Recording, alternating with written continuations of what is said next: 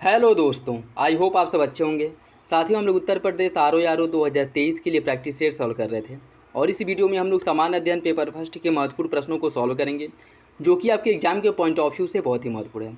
साथियों, कुछ दिनों तक हेल्थ इशू की वजह से आप लोगों की वीडियो नहीं अपलोड हो पाए हैं, लेकिन आज से वीडियो कंटिन्यू आएगा। और इसके साथ साथ जो है, इस प्रैक्टिस सेट के साथ साथ घटना चक्र, अर्धवार्षिकी, करंट अफेयर भी आ चुका है मार्केट में, उसे भी प्रॉपर कवर कराया जाएगा, जिससे आप लोगों का जीएस और करंट दोनों सेक्शन जो है अच्छे से कवर हो जाए। और इसके साथ साथ हिंदी वाले सेक्शन को भी, जो आपका सेकेंड पेपर हिंदी है, उसे भी कवर कराया जाएगा। आप बस मेरे साथ बने रहिए और आज से आपकी प्रैक्टिस सेट कंटिन्यू आएंगे, पर डे आएंगे। तो आप लोग बस मेरे साथ बने रहिए और वीडियो अगर अच्छा लगे तो लाइक करना बिल्कुल भी ना भूलें। चैनल पे नया है तो सब्सक्राइब जरूर कर ले। वीडियो से रिलेटेड कोई भी कन्फ्यूजन हो, कोई डाउट हो या कोई किसी भी प्रकार का सजेशन हो, आप कमेंट बॉक्स में बता सकते हैं। और इसका पीडीएफ भी टेलीग्राम चैनल पर अपलोड कर दिया जाएगा, वहाँ से आप लोग डाउनलोड कर लीजिएगा, डाउनलोड करके प्रैक्टिस कर सकते हैं। तो चलिए इसी के साथ वीडियो की शुरुआत करते हैं। क्वेश्चन नंबर फर्स्ट देखिए, मध्ययुगीन भारत में सर्वप्रथम रुपया नामक सिक्का किस शासक ने निर्गत किया था, अर्थात चलाया था? हुमायूं ने, अकबर ने, जहांगीर ने या फिर शेरशाह सूरी ने? इसका जो सही आंसर साथियों वो हो जाएगा ऑप्शन डी, शेरशाह सूरी द्वारा रुपया नामक चांदी का सिक्का जो है वो चलाया गया था। और शेरशाह सूरी के शासनकाल को भारतीय मुद्रा के इतिहास में परीक्षण का काल कहा जाता है, ये भी याद रखिएगा, इम्पॉर्टेंट है। और शेरशाह सूरी द्वारा जो चांदी का सिक्का चलाया गया था वह 173 ग्रेन का होता था, ठीक है। और यह शेरशाह सूरी द्वारा चलाए गए सिक्के तब तक मुगल, जब तक आपकी ब्रिटिश भारत की सिक्के जारी नहीं हो गए, तब तक भारत में विनिमय का माध्यम हुआ करता था। तो याद रखिएगा, इंपॉर्टेंट है ऑप्शन डी। महमूद गजनवी का दरबारी इतिहासकार कौन था? हसन निजामी, उतबी, फिरदौसी या फिर चंद्रबरदाई? इसका सही आंसर हो जाएगा ऑप्शन बी, उतबी जो है यह महमूद गजनवी का दरबारी इतिहासकार था। वैसे देखा जाए तो महमूद गजनवी के शासनकाल में या महमूद गजनवी के दरबार में फिरदौसी, अलबरूनी, ये सभी लेखक भी निवास करते थे। लेकिन अगर इसमें ये पूछ ले कि महमूद गजनवी का दरबारी इतिहासकार कौन था, तो उसमें उतबी जो है इंपॉर्टेंट है, ऑप्शन बी सही हो जाएगा। प्राचीन पतन पुहार किसके तट पर स्थित है? ताम्रपड़ी, कावेरी, पेरियार या फिर वैगई? इसका सही आंसर है ऑप्शन बी, वैगई नदी के तट पर है प्राचीन पतन पुहार। और जो ये पुहार है, जो कावेरी नदी के तट पे है, यह चोलों की एक महत्वपूर्ण बंदरगाह हुआ करता, जहाँ से आंतरिक और बाह्य व्यापार सुगमता से हुआ करता था। तो याद रखिएगा, इंपॉर्टेंट है। महावीर स्वामी को किस नदी के तट पर ज्ञानोदय या फिर ज्ञान की प्राप्ति हुई थी? स्वर्ण स्वीकृता नदी, पालाशिनी नदी, गंगा या फिर रिजुपालिका? इसका सही आंसर हो जाएगा ऑप्शन डी, रिजुपालिका नदी के तट पर महावीर स्वामी को ज्ञान की प्राप्ति हुई थी। किस अधिनियम राख का टीला निम्नलिखित में से किस नवपाषाणिक स्थल से प्राप्त हुआ है? बुदलीहाल, संगनकल्लू, कोल्डिहवा या फिर ब्रह्मगिरी? इसका सही आंसर हो जाएगा ऑप्शन बी, संगनकल्लू से राख के टीले प्राप्त हुए हैं, जो नवपाषाणिक स्थल है।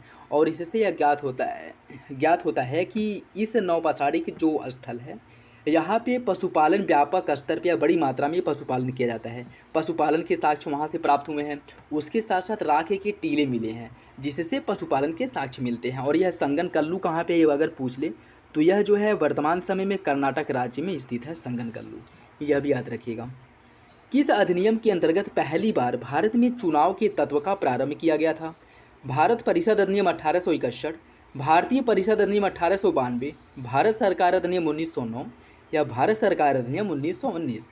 इसका सही आंसर क्या है? इसका सही आंसर साथियों ऑप्शन बी, भारत परिषद अधिनियम 1892 द्वारा सर्वप्रथम भारत में चुनाव प्रारंभ हुआ था।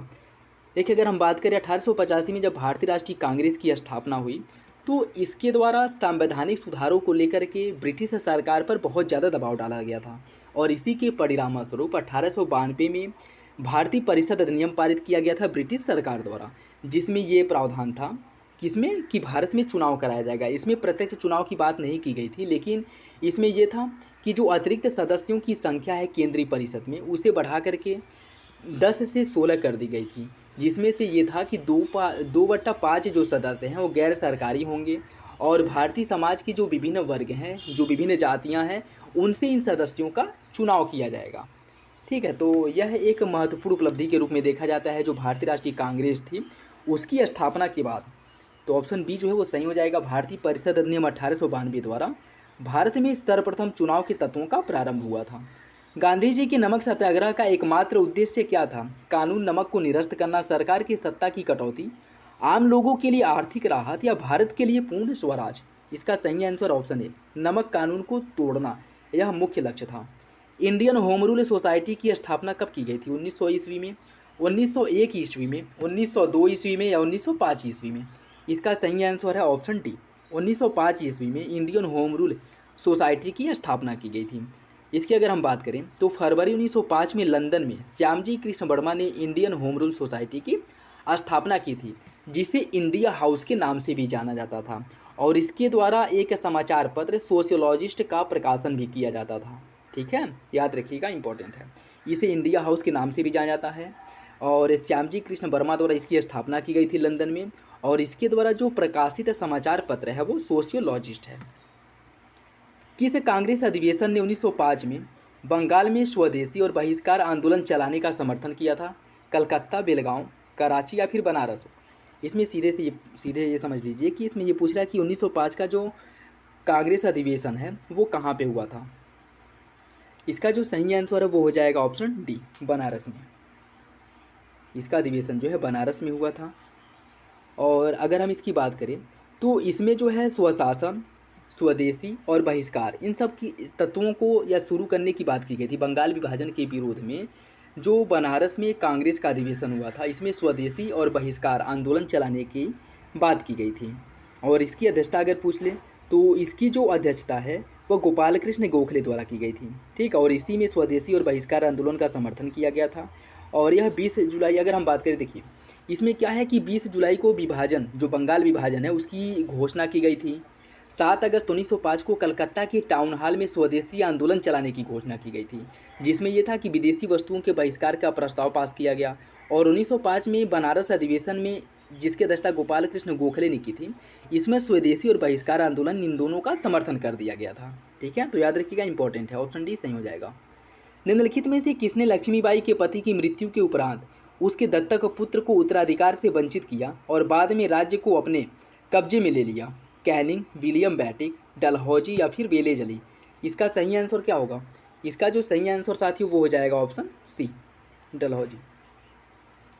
जो व्यपगत सिद्धांत या लैब्स ऑफ थियरी जो शुरू किया गया, डॉक्ट्रिन ऑफ लैब्स, यह डलहौजी का ही सिद्धांत है, जिसमें यह था कि वैध उत्तराधिकार, अर्थात अगर हम सगे बेटे जिनके नहीं थे, जो दत्तक पुत्रों को गोद लेते थे, अगर ऐसे किसी राज्य में दत्तक पुत्र तो गोद लिया जाता है तो उस पे क्या है कि उस राज्य पर उस दत्तक पुत्र का अधिकार नहीं होगा। व्यक्तिगत जो संपत्ति थी उस पर अधिकार होगा, लेकिन उस राज्य पर उसका अधिकार नहीं होगा, और ऐसे राज्य को ब्रिटिश साम्राज्य में मिला लिया जाता था। और डलहौजी द्वारा इन राज्यों को 3 भागों में बांटा गया था। इंपॉर्टेंट है, याद सुन लीजिए, इन्हें 3 भागों में बांटा गया था। एक वैसे राज्य थे जो कभी भी मुगलों के अधीन नहीं थे और वर्तमान समय में अंग्रेजों के अधीन नहीं थे, वहाँ पे यह नियम लागू नहीं होता था, वहाँ पे दत्तक पुत्र हो सकते थे और वो राजा भी बन सकते थे। और दूसरे वैसे राज्य थे जो पहले मुगलों के या मराठों के अधीन थे और अभी क्या है, अंग्रेजों के अधीन है, वहाँ पे दत्तक पुत्र को अधिकार नहीं दिया जाता था। और तीसरे वे राज्य थे जिनका निर्माण अंग्रेजों ने किया हो, ठीक है, वहाँ पे भी दत्तक पुत्रों का नियम लागू नहीं होता था, केवल पहले वाले में लागू होता था, जो कभी मुगलों और मराठों के अधीन नहीं थे और वर्तमान में अंग्रेजों के अधीन नहीं थे, वहाँ पे दत्तक पुत्र राजा बन सकते थे। ठीक है, तो याद रखिएगा, इंपॉर्टेंट है। एशिया की सबसे लंबी नदी कौन है? सिंधु, ब्रह्मपुत्र, यांगटिस या हुआंग? इसका जो सही आंसर है वो हो जाएगा ऑप्शन सी, यांगटिसी नदी जो है एशिया की सबसे लंबी नदी है, जो चाइना में स्थित है।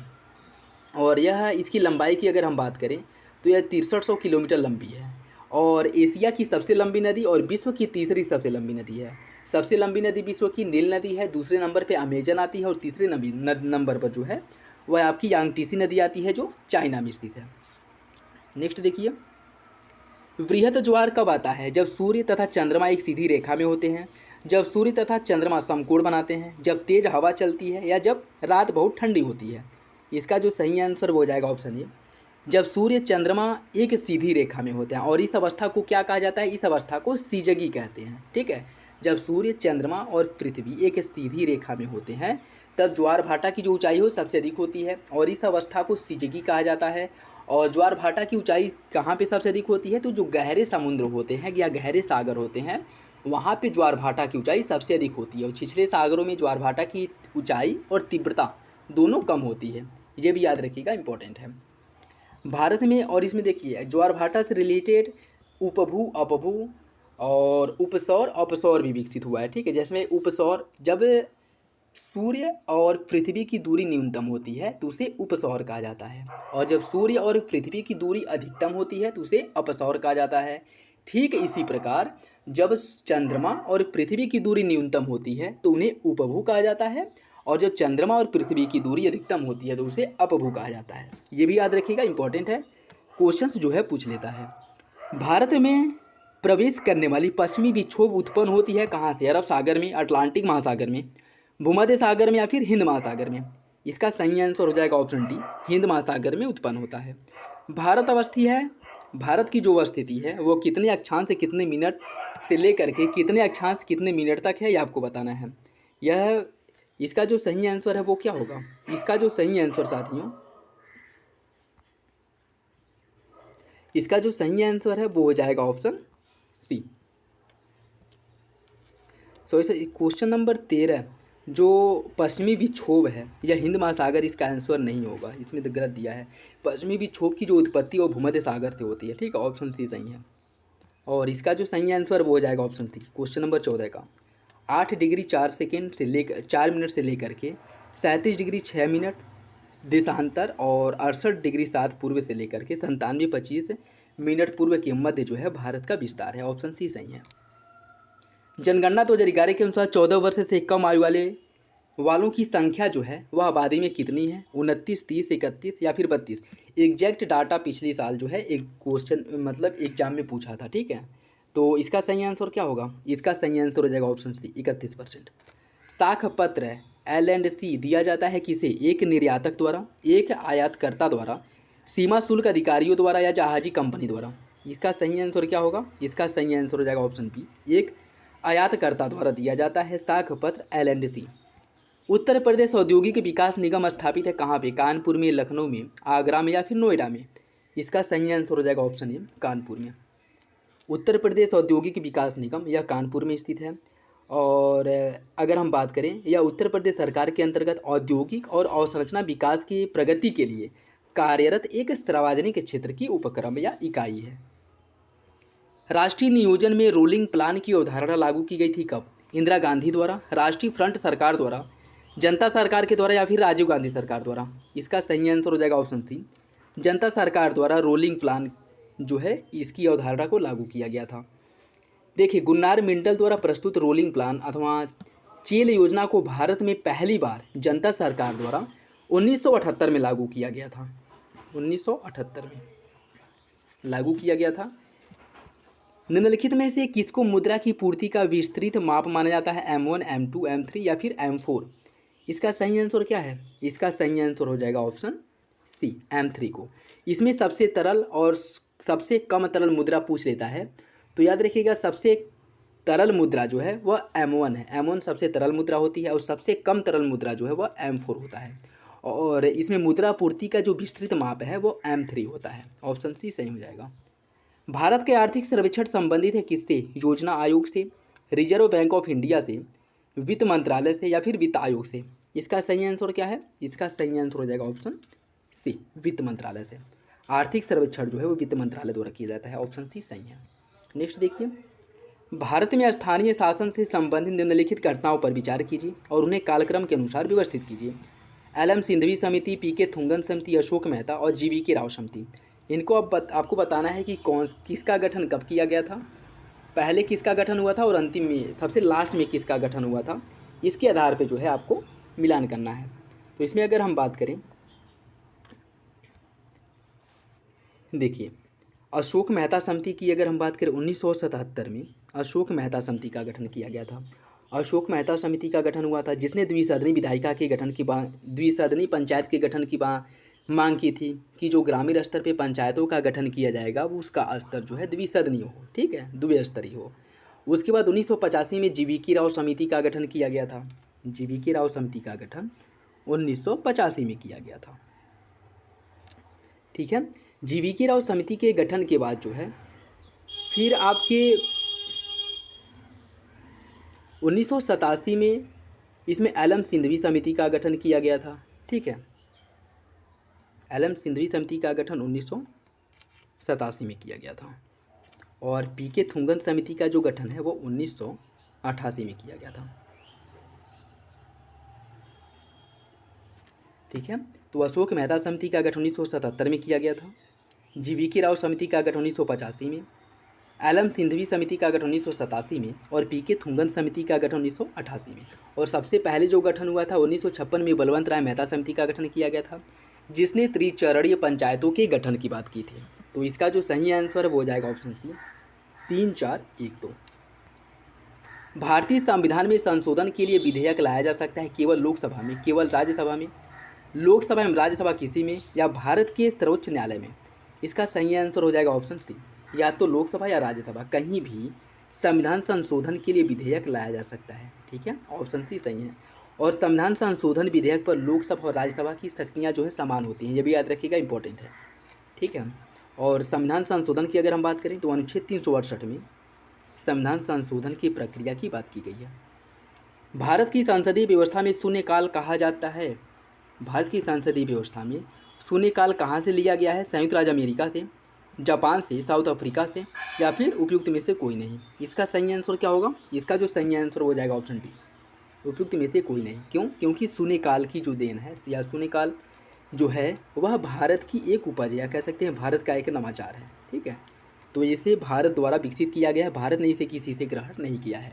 भारत द्वारा जो है या कह सकते हैं कि भारत से इंस्पायर होकर के नेपाल और कुछ देशों द्वारा इसे ग्रहण किया गया है। ठीक है, तो याद रखिएगा, इंपॉर्टेंट है, ऑप्शन डी सही हो जाएगा। भारत में नागरिकता की निम्नलिखित विशेषताओं में से कौन सही है?